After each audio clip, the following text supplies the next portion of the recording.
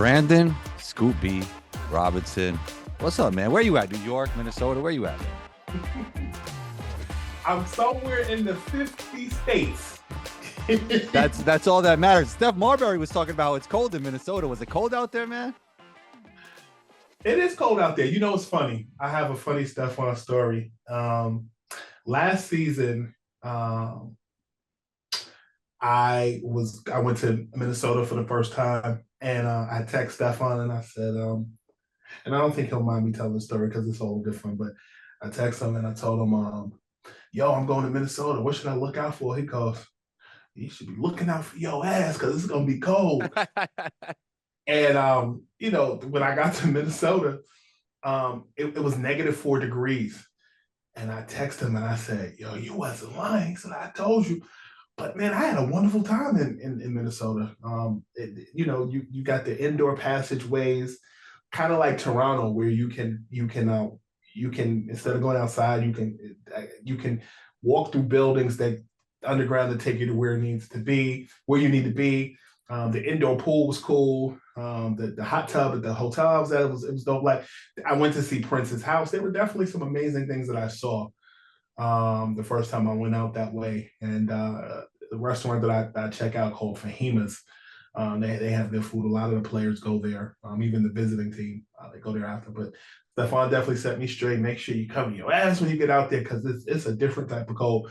It's so crazy. When I went to Boston and then I flew to Minnesota. I was in Minnesota for a few days and then flew right to Chicago. And it felt like summer in comparison, the weather, and it was still winter to the Minnesota frigid that it was. So Minnesota is definitely on the cold side of an acquired taste, but definitely a lot of good people in the area that I've gotten to know and build strong bonds with over the last season or so.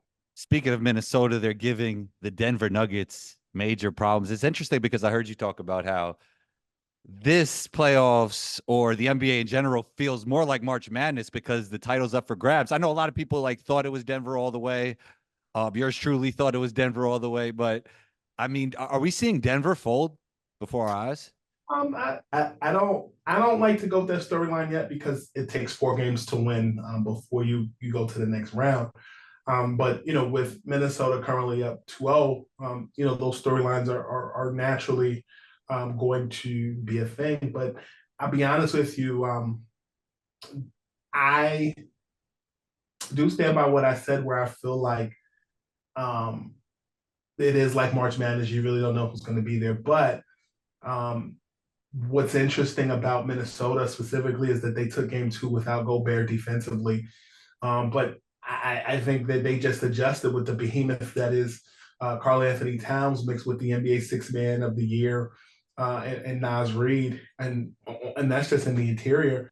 But when you talk about Anthony Edwards and what he's done, Mike Conley Jr., what he's done in any iteration of Shlomo, as well as Monte Morris and Mike Conley Jr. I think that they are a cohesive unit that's really been gelling and building over the last couple of years. And so I'm happy to see them do what they need to do. But the third eye does ask this question, and I've had these conversations with some of my colleagues. When you look back at the Denver Nuggets, okay, say they don't make the finals this year, is this a situation where you look at the Nuggets to how you look at the Bucks from a few years ago? Yeah. They got that one championship, and then you look at the Toronto Raptors where they got their championship in 2019, and some may argue about the Houston Rockets. Maybe not in '95 because Jordan had returned from playing baseball, and I don't want to sell them short. And I have some friends that are on that team, so I don't want to be disrespectful. But the '94 championship, you definitely wonder. They played against the Knicks and did win handily. But when you go back and you look at teams like the Raptors, teams like the Bucks, will Denver fit that mold? Or will they continue to win championships if they don't compete this year? That's just something that I've thought about, at least. But right now, you want to give Minnesota their just due. They're up 2-0 in the series, and Anthony Edwards has been playing MVP caliber basketball, nonetheless. Speaking of Anthony Edwards, we're hearing the MJ comps, Scoopy. We're hearing the MJ comps. You grew up a Bulls fan. Do you see it? Or a better question is, who does Anthony Edwards remind you of? he reminds me of '90s basketball. And I Mm. think that when you take a survey of just today's NBA, we are in the post Steph Warriors phenomenon that shaped the league from a 3 point perspective. But then you also look at the bubble where you saw the mid range game of Jimmy Butler and then him going to the finals with that. And then you look at the DeMar DeRozans and you look at the Jimmy Butlers. That makes you feel very 90s like. I think why Edwards gives people those Michael comparisons um, is because you're seeing a man's man, an alpha male, um, who's an a-hole on the court. And I think that's a good thing for basketball. I don't think it's a bad thing in a world where everything is so PC. I feel that way about Draymond Green as well.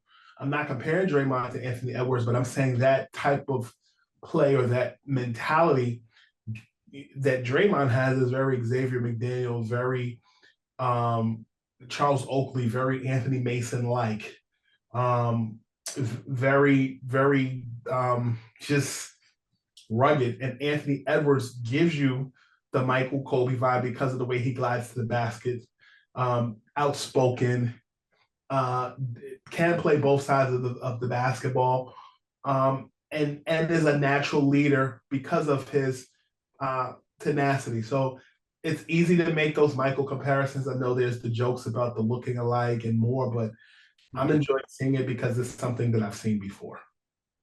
There's a lot of hype around the New York Knicks, and it's well deserved, Scoop B. It's well deserved. Um, Brunson, is it fair to say, especially with availability in consideration, that Brunson is the best basketball player in the East? He's up there.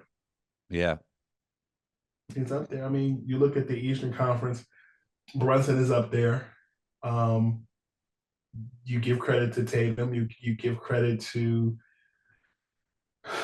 um, Donovan Mitchell. Yep. You give credit to Embiid, even though he was hurt. yeah, you do. Yeah, yeah. You give credit to Joel Embiid. He's definitely up there. I've enjoyed just watching the basketball, whether it's the Knicks, whether it was the Orlando Magic, whether it was the Cavs or is the Cavs, whether it's the Celtics, whether it like I've even in the playing tournament, I enjoy watching Kobe White put on Yes.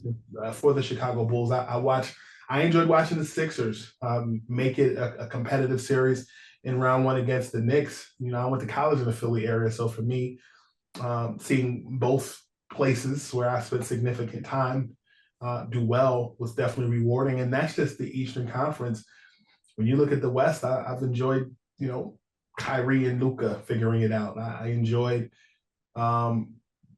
seeing the Lakers at least play basketball before, no, that's no shade. I just enjoy good basketball if it's on. I'm gonna be honest with you, Milwaukee and Indiana was boring to me. I enjoy, Okay.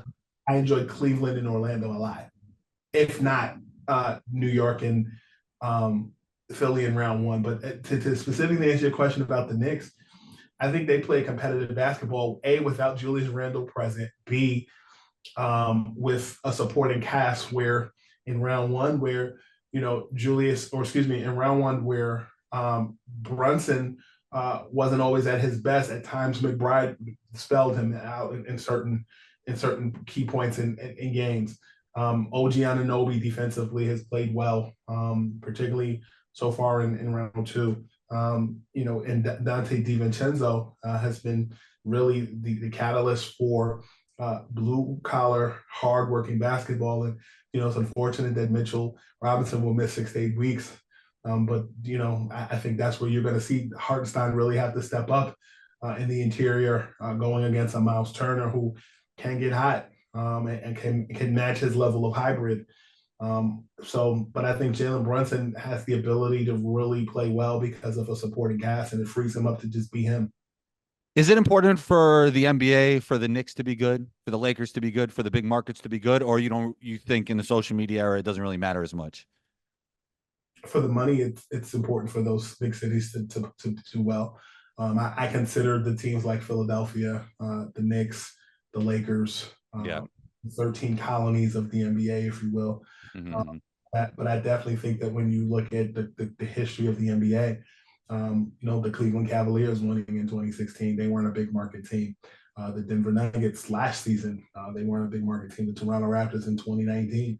But then you look at what basketball looks like when the Bostons and the Knicks are in it. There's definitely a storied portion of it. It's very Disney-like for adults. But I also think that there's nothing wrong with small markets because they spend money too, whether in current NBA, whether that's Indiana, whether that's Cleveland, whether that is Orlando. I think in today's social media era, you don't have to be on Madison Avenue. You can make Madison Avenue come to you. LeBron James proved that. Yeah. Donovan Mitchell is benefiting from not having to be on that 2 Pennsylvania Plaza, at least currently. He's able to enjoy the fruits of his labor in a smaller market. Speaking of small markets, OKC ended up #1 in the West. And, you were an Orlando Magic fan growing up. They had two really young players lead them really far. Have you ever seen a team this young be this good? Not since Orlando. Maybe Oklahoma when they went to the finals Yeah. against the Heat. Even Orlando, like they had Horace Grant, right? They had Nick Anderson, right? They had Dennis Scott. They did. And so Yeah. the only team that I can think of is the Oklahoma City Thunder that had James Harden, Kevin Durant, Right. and Russell Westbrook that went to the finals and did lose to the Miami Heat, and that's the only thing I can compare it to. And when I looked at that Oklahoma team, I spent significant time in Oklahoma, having done some business in Oklahoma City off and on the last few years, but just in kind of communicating with people in that area and just learning that makeup of that team. Back then when they went to the finals, they were just very young and they were um, able to enjoy the Miami nightlife, maybe a little too much at that time, but they had a Kevin Durant and a Russell Westbrook and a James Harden that could run off of just competitive youth. And I think in this era of basketball with the Oklahoma City Thunder in the current iteration, they have a Shai Gilgeous-Alexander who has spent time in LA as a member of the Clippers and also under the tutelage of Chris Paul during his time in Oklahoma and spending time with guys like Lou Dort in Oklahoma. I learned how instrumental Russell was in that growth of that team. He and others that I've spoken to on that team speak reverently of how much Chris Paul being in that locker room and sharing experiences of their life really helped them. I think also their head coach, Coach Mark, definitely is very a taskmaster, but is a player's coach on a young team. And I think that bringing in Chet Holmgren has made all the difference in the world after sitting out all last season. This is a team that enjoys, being with each other, and they're basically in a college town. The only other major attraction is the Oklahoma Sooners, and the Thunder are really the talk of the town. And just learning their history and how they came about, and just even the shape of their stadium. Their stadium doesn't really accommodate. It's not shaped for a basketball team, yet a basketball team plays there. It's more accommodating to a hockey team. Yet and still, Paycom Center is really a coming attraction. You've got guys that are playing drums in the arena while the game is going on. It's like a college pep band inside Yeah. it's really, you ever get a chance to go to Paycom, you'll enjoy it. It gives you very much college feel while you're Yeah. there. It's interesting you say that because whenever I look this team, and I don't think I said this on the podcast or anything, like it feels like just a college basketball team that gets along really well together. And I'm not talking about, level of play. Obviously, they're a great NBA team, but just their camaraderie and the way they vibe and everything in that way. Yeah, and they're really man amongst the people. That city is a good setup for them being both young and not having a lot of distractions. Like Oklahoma, to me, I get some of my best work done when I go to Oklahoma because I literally go to the arena, go to my hotel. I've been able to knock out multiple feature stories in like 3 4 days. Go get a good barbecue and a good night's sleep somewhere in between that. Oklahoma really is just they're able to just focus on basketball, go home. Their practice center is pretty dope. They really have just the world at their fingertips and being low key and in the cut at the same time. So Darvin Ham was recently fired. Hearing Coach Ty Lue rumors. I don't know, like if I was Coach Ty, I would leave the Clippers because I feel like he has a great relationship with Bonner. With Ballmer. It feels like his team. Who do you think fits best as the next head coach for the Los Angeles Lakers? I don't think Ty Lue fits with the Los Angeles Lakers, and I'm glad that I'm glad that the Dallas Mavericks gave Jason Kidd an extension because um, that situation is not conducive to long-term employment. And I think the Clippers gives Ty Lue a longer shelf life than coaching the Lakers. And I think that you're going to see the Clippers do the same thing that the Mavs uh, did with Jason Kidd and giving him a longer deal and his leverage. That happens in the NBA quite a bit. Um, for example, I don't know this to be true. I just, in my mind, it makes plausible sense. You look at um, Elton Brand, for example, who was mentioned in talks with the Charlotte Hornets as they were working in their front office, and he's currently under contract with the Sixers, and he got an extended deal because David Falk, who was his agent, uh, likely used that as leverage to get the Sixers to give him a longer deal.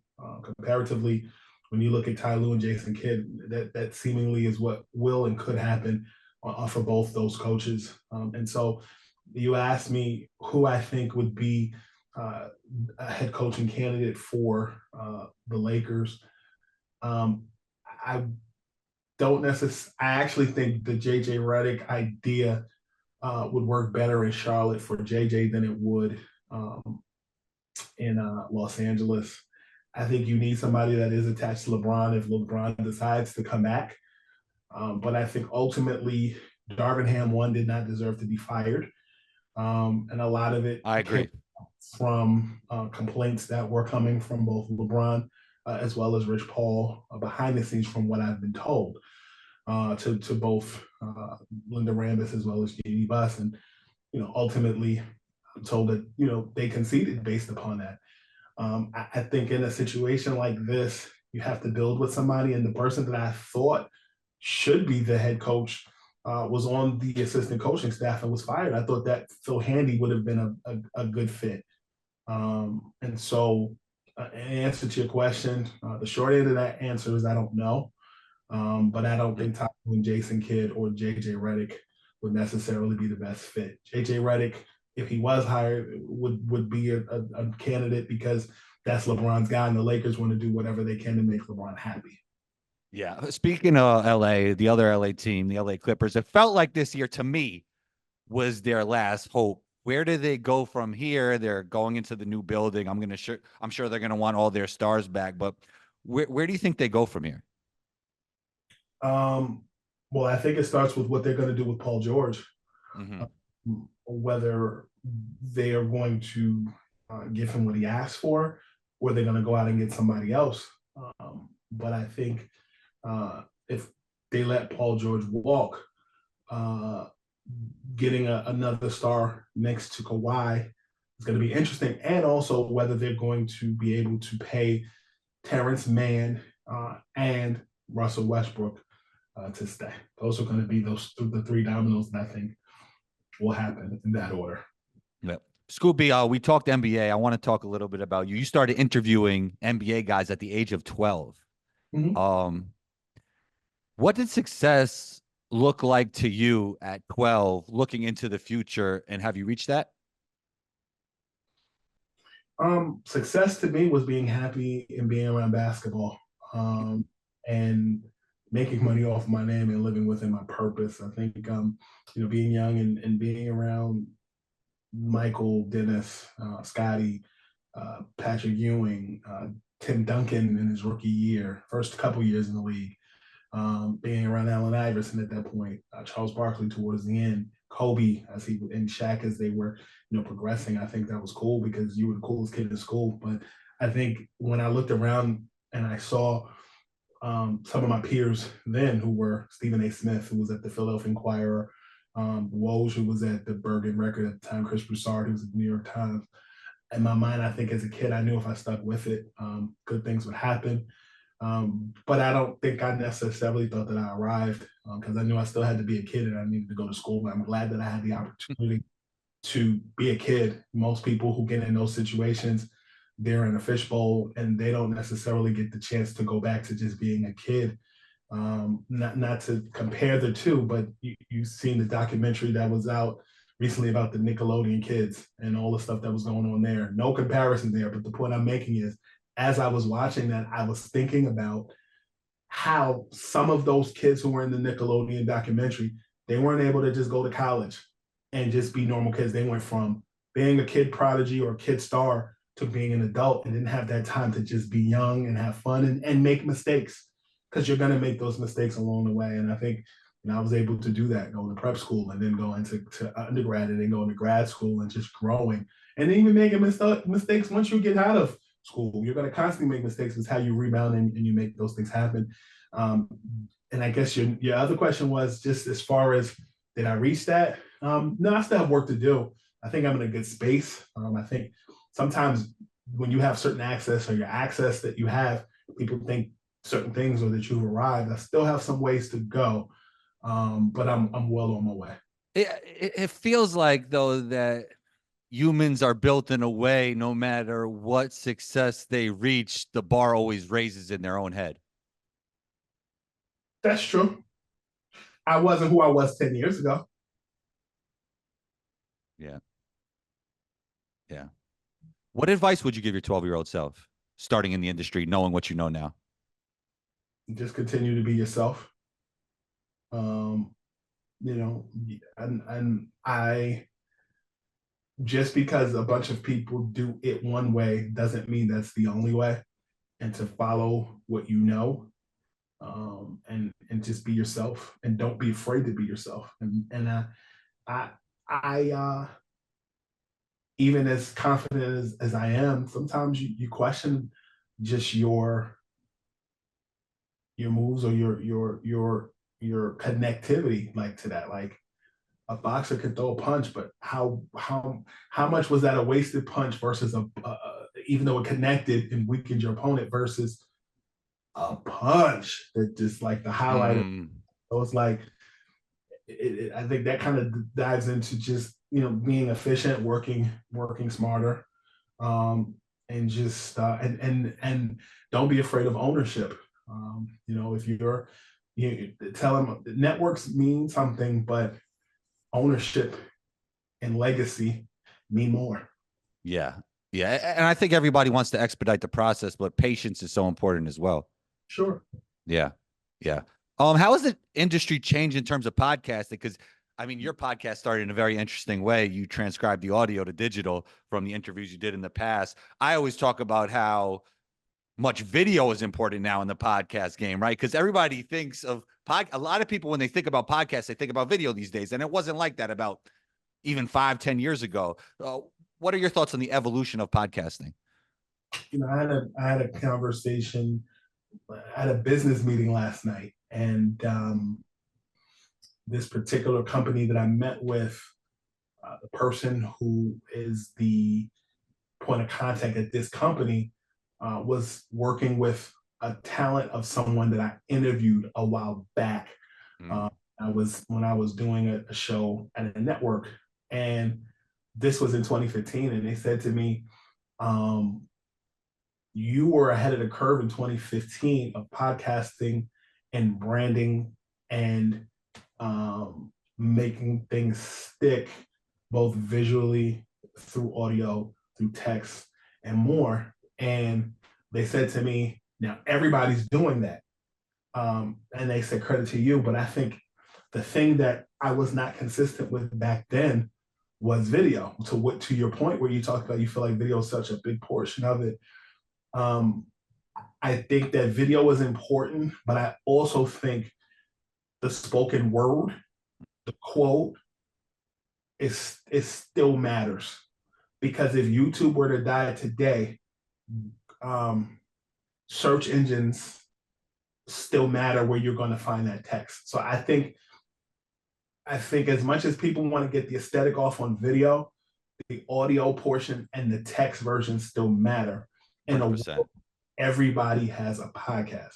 And I feel like it's going to be a shift with that, where, okay, everybody who has, the people who have a podcast who are good, like we're at a point now where there's comparatively, where you've got a lot of artists 20 years ago who were on American Idol, who were on MySpace.